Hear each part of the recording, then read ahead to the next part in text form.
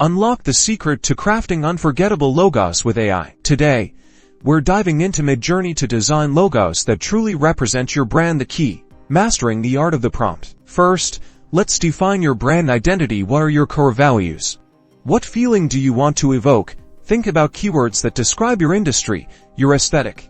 Is it minimal, playful, industrial, organic? When crafting your prompt, be specific instead of just tech logo. Try something like minimalist abstract geometric logo for a sustainable tech company, using deep blues and vibrant greens, clean lines, representing innovation and growth.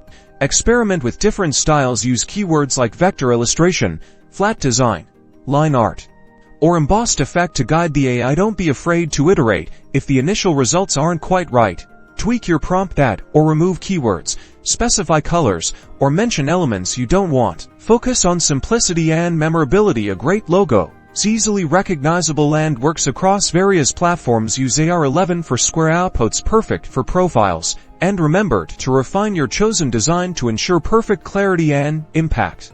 Now go forth and create logos that truly speak your brand's language.